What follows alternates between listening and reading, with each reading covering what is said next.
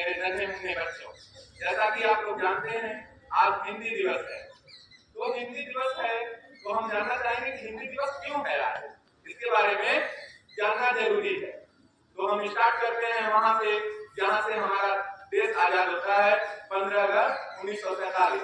उसके बाद हमारे देश के जो क्रांतिकारी थे और जो साहित्यकार वगैरह थे उन्होंने मिलकर के एक कह सकते हैं संगठन का गठन किया, जिसके द्वारा यह निर्धारित किया जा रहा था कि हमारे देश की राष्ट्रीय भाषा क्या है। लेकिन एक विडंबना कह सकते हैं इसको कि हमारे देश की राष्ट्रभाषा न बन करके हिंदी हमारे देश की राजभाषा है। तो आप लोग जानना चाहेंगे कि सर वास्तव में राजभाषा और राष्ट्रभाषा में डिफरेंस क्या है।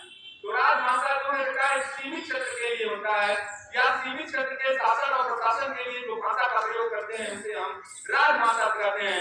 जबकि राष्ट्रभाषा वह भाषा है जो हमारे देश के अधिकांशतः लगभग 50% से एवं लोगों के द्वारा बोली जाती है। तो इस प्रकार से अगर हम देखें तो हमारे देश में लगभग 52 करोड़ लोग हिंदी बोलते हैं, उसके बावजूद भी हमारे देश की भाषा जो है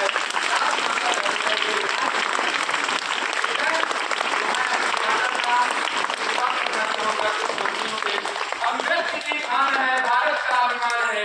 हिंदी दिवस हिंदी भाषा के लिए अभियान है। हिंदी को आगे बढ़ाना है, उन्नति की राह पर ले जाना है। केवल एक ही नहीं, हमें हिंदी दिवस मनाना है। सभी लोगों को हिंदी दिवस की हार्दिक शुभकामनाएं।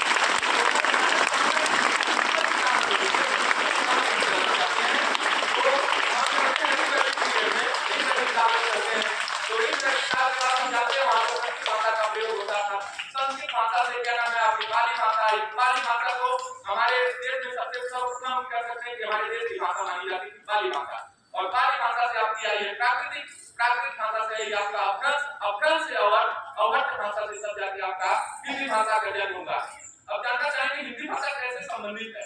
तो हिंदी भाषा जो है भारतीय परिवार की भाषा है, जिसे हम कह सकते हैं भारतीय प्लस यूरोपीय परिवार की भाषा है। और हिंदी शब्द की उत्पत्ति के बारे में जब हम जानना चाहेंगे तो हिंदी शब्द की उत्पत्ति होती है आपकी ईरान की जो लैंग्वेज है, ईरान की भाषा जो है फारसी भाषा। और फारसी भाषा में जैसे कि हम लोग क्या नाम है सिंधु नदी के तट पर निवास करते हैं, इसलिए हम लोग को सिंधु कहा जाता था। और फारसी भाषा में स्व को भाव करने की परंपरा थी, इसलिए सिंधु का बन गया हिंदू। और धीरे धीरे आने वाली परंपराओं में हिंदू से शब्द से विलुप्त हो जाने के कारण हिंद बना। और हिंद में जब एक प्रत्यय जुड़ा तो हिंदी नामक भाषा का जन्म हुआ। मतलब हिंदी क्या है, जो हिंदी बोलने वाले हैं उन्हें हिंदी कहा गया। बाद में धीरे धीरे तब प्रत्यय का लोप होने के कारण हिंदी भाषा का जन्म हुआ। ऐसा करते हैं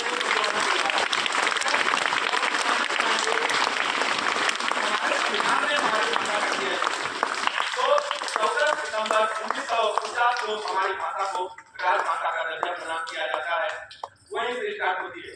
फिर हम कहते हैं कि 26 नवंबर 1926 जनवरी 1950 के बारे में जानते हैं। या जनवरी हम लोग जानते हैं कि 26 नवंबर 1950 को ही हमारा संविधान अंगीकृत किया गया था, जबकि उसे लागू किया गया था 26 जनवरी 1950 को। 26 जनवरी 1950 को हमारे संविधान के अनुच्छेद 343 से लेकर के 351 तक राजभाषा के प्रावधान के बारे में बताया गया है। इसमें 343 में बताया गया है कि हिंदी हमारे देश की राजभाषा होगी, यानी इसका मतलब है कि तमाम प्रशासनिक कार्य जो है हमारे देश में हिंदी भाषा में किए जाएंगे।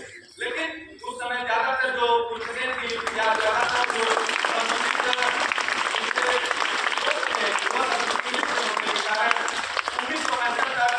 इंग्लिश का हम सामान्यतः प्रयोग करते जाएंगे, लेकिन 1965 के बाद हम हिंदी का प्रयोग करेंगे, ऐसा हम लोगों के साथ वादा किया गया। लेकिन विडंबना आज तक हम देखते हैं इंग्लिश का ही प्रयोग हो रहा है, हिंदी का प्रयोग नहीं हो रहा है। ऐसे कैसे हो सकता है। तो हम क्या करेंगे, हिंदी के स्रोत को इतना ज्यादा बढ़ा दे कि वह इंग्लिश तक पहुंच जाए। और हम जानते हैं स्वाभाविक है कि हिंदी भाषा जो है विश्व में तीसरी सबसे ज्यादा बोली जाने वाली भाषा है, और यह विश्व के लगभग 10 देशों में बोली जाने वाली भाषा है। तो जब हम विश्व के देशों में जाते हैं तो सूरीनाम हो गया, फिजी हो गया, आपका त्रिनिदाद और टोबैगो हो गया, आपका नेपाल, पाकिस्तान और बांग्लादेश आदि देशों में यह भाषाएं बोली जाती है। यहाँ तक कि फिजी की जो राष्ट्रभाषा है उसको क्या नाम है, हम कह सकते हैं हिंदी है, क्योंकि लगभग वहाँ के 70% ऑफ द पीपल जो 70% लोग हैं उनके द्वारा हिंदी बोली जाती है। ठीक है, तो मैं इसी के साथ हिंदी के लिए एक कविता प्रस्तुत करना चाहता हूँ, जो कि हिंदी के सुप्रसिद्ध और कह सकते हैं राष्ट्र कवि जो थे मैथिली शरण गुप्त, उनकी पंक्तियां हैं। मेरे भाषा में सोते भी राम राम जब कहते हैं, मेरे रोम रोम में मानो सुधा सोच बहते हैं। सब कुछ छूट जाए मैं अपनी भाषा कभी न छोड़ूंगा, वह मेरी माता है उससे नाता कैसे तोड़ूंगा। कभी अकेला भी होऊंगा तो मैं भी सोच न लाऊंगा, अपनी भाषा में हिंदी के गीत वहां पर गाऊंगा, अपनी भाषा में हिंदी के गीत वहां पर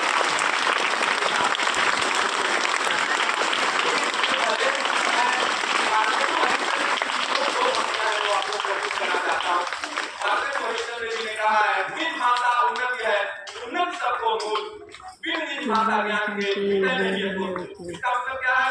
हम अगर अपनी भाषा का प्रगति करेंगे तो हमारी प्रगति होगी, और हमारी प्रगति कैसे हो सकती है? जब हमारी भाषा की प्रगति होगी। और उसी के साथ उन्होंने ऐसा नहीं कहा है कि आप इंग्लिश का विरोध करिए या अंग्रेजी भाषा का या किसी अन्य भाषा का विरोध करिए।